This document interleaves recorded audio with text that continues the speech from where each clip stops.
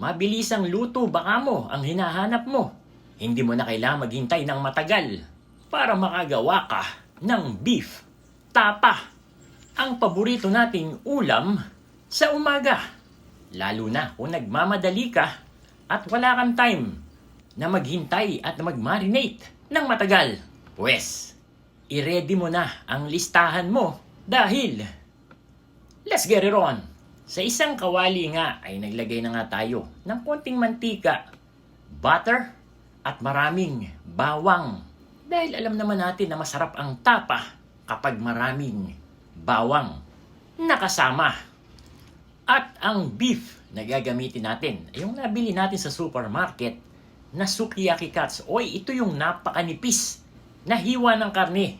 Kaya hindi ka na maghihintay ng napakatagal para ito ay lumambot. Kung mahilig ka sa mga samgyup, ay ito yung ginagamit nila na beef. Dahil konting marinate lang, pwede mo nang idiretso doon sa ihawan. Kaya talagang mabilis na lutuan lang. Maglalagay tayo dito ng dahon ng laurel, ground black pepper, garlic powder. Kung gusto niyo naman na medyo spicy, ilagyan nyo ng chili flakes o kaya ng cayenne pepper or chili powder. Bahala kayo kung anong gusto niyo. Atin lang itong hahaluin para ma-distribute yung ating mga pampalasa. Maglalagay tayo dito ng isang boteng maliit ng lemon soda na nakasanayan na ba sa ating pagtitimpla. Konting toyo, brown sugar na medyo magpapatamis dito sa ating tapa. Naglagay din tayo dito ng konting suka. At pinigaan pa natin ng 3 pirasong kalamansi.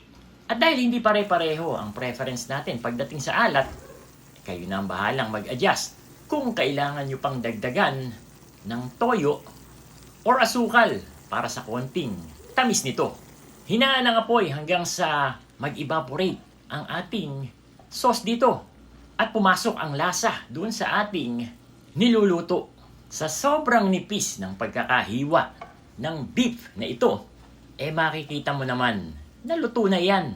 At sa sobrang bilis ng pagluluto mo, paniguradong hindi ka na malilate sa trabaho man o sa pagpasok sa eskwela. At meron ka pang pangbaon sa kanila.